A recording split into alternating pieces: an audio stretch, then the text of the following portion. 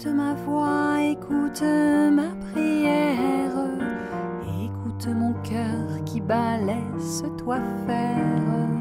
Je t'en prie, ne sois pas farouche quand me vient l'eau à la bouche.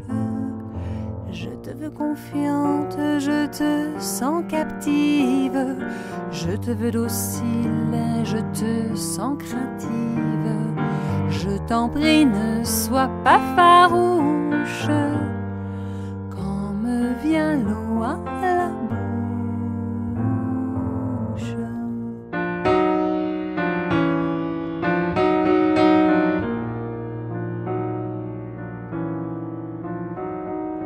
Laisse-toi au gré du courant, porté dans le lit du torrent et dans le mien, si tu veux bien.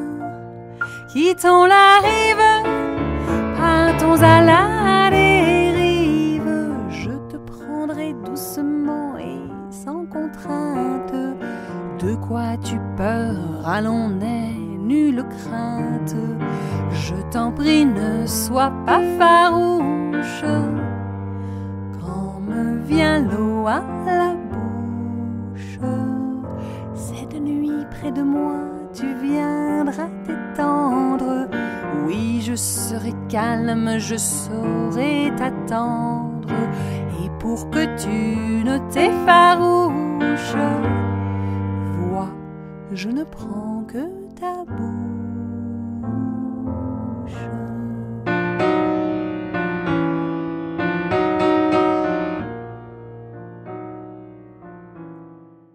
My name is Tom Taberzi. I'm the sparkling winemaker here at Domaine Chandon.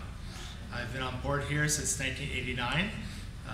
I got hired in basically as a research enologist.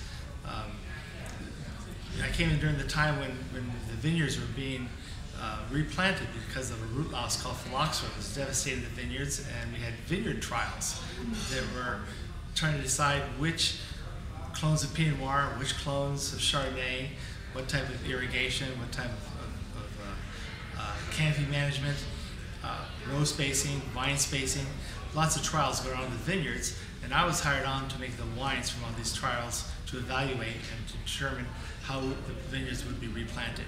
So that was 1989. From that period on, I did the research, and then I started moving into the production side, basically as a lab enologist, working my way to become the staff microbiologist. And around that time, I started working more with the winemakers directly, became assistant winemaker, and then associate winemaker. And by 2005, I was appointed as head of the sparkling program. So there's a nice little nutshell of my history here at Domaine Chandon. My wife was working here before I was. She was working as a pastry chef along with Francisco, our current pastry chef.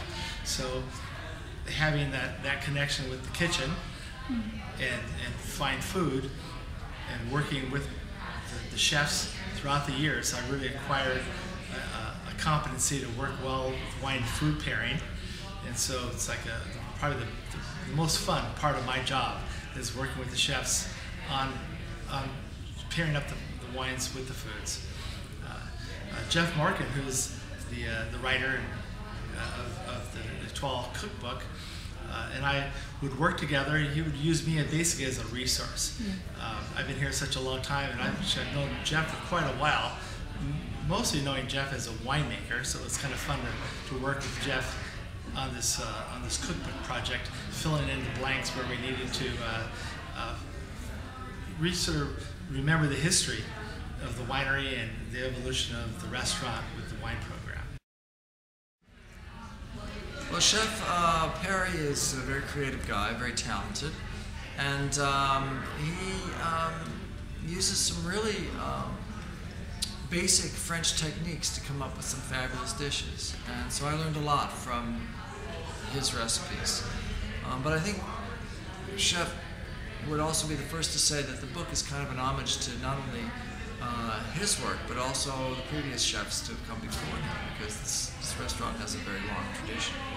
And so we had to mine the historical records from previous chefs, and we actually incorporated quite a few recipes from earlier days as well to kind of give a very well-rounded historical perspective to what the restaurant represents in terms of the Napa Valley.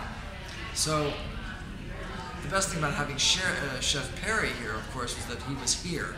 So I could actually talk to him about his recipes. And the others were gone, and I wasn't able to really work with them as closely. It was kind of playing detective with the other recipes. Sometimes we had nothing more than a title and a couple of scribbled items. Whereas at least with Chef here, he was here, and I could actually consult with him, which was great. I would suggest that you do the beignets of Parmesan beignets, okay? They're just little airy, light, fluffy things, and they are so fabulous to start off a meal with.